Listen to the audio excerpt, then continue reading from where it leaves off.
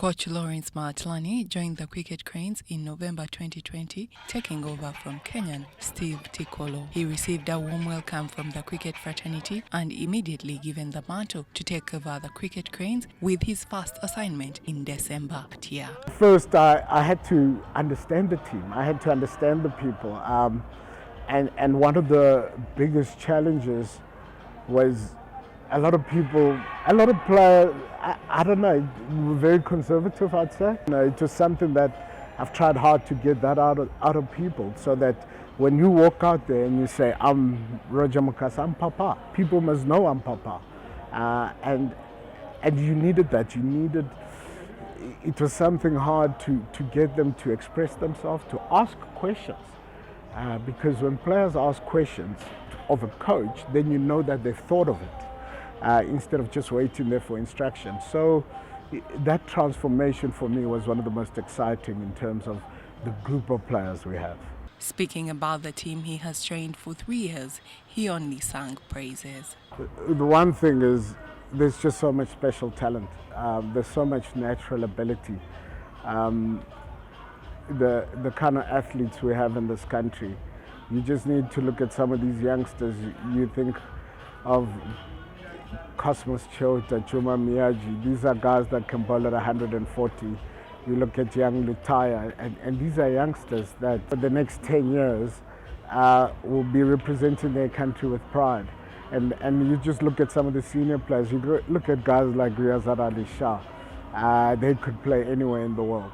And that for me has been the most outstanding thing, just looking at natural ability of our athletes. And the biggest thing for me is always how do you make them actually see that in themselves? Because sometimes, if you get told a certain thing about yourself, you start believing it.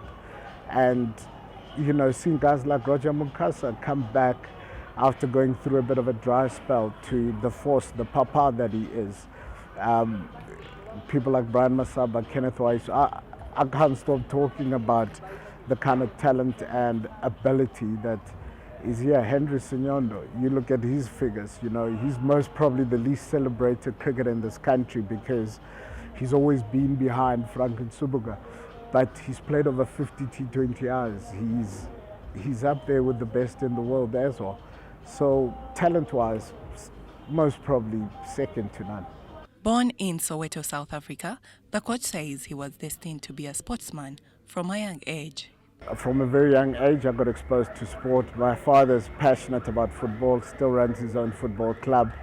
Had an uncle who coached one of the biggest teams in Soweto.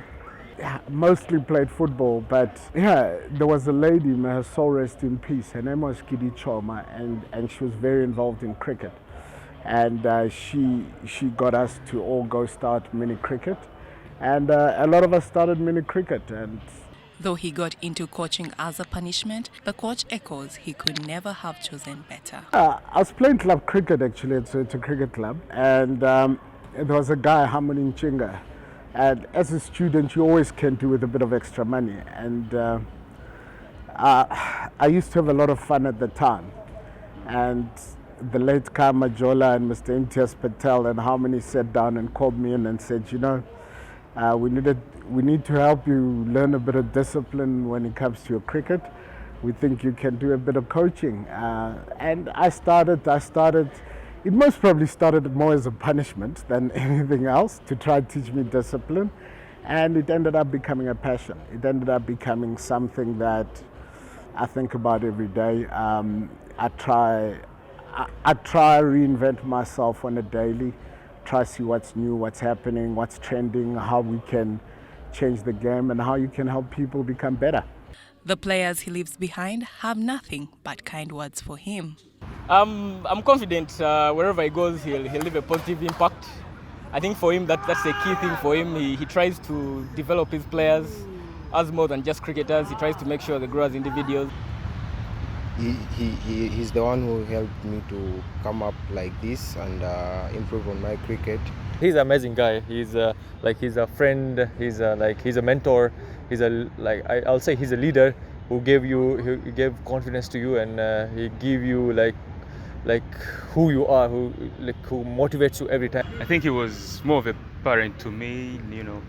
Outside the field, he could call you. Okay, he's that one person who could give you time after the game. I like to ask you some questions. He could call and check if you're fine. So The interim coach, Jackson Ogwang, who worked under Mahatlane for 3 years, didn't differ from the... No, for sure I will miss him.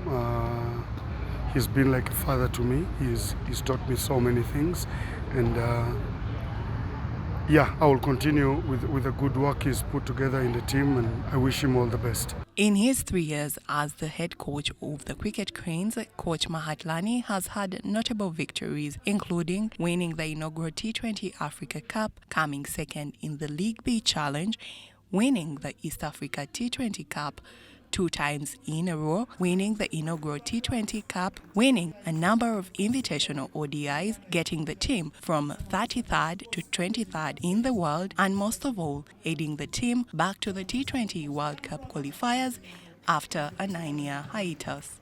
Grace Joyce, UBC News.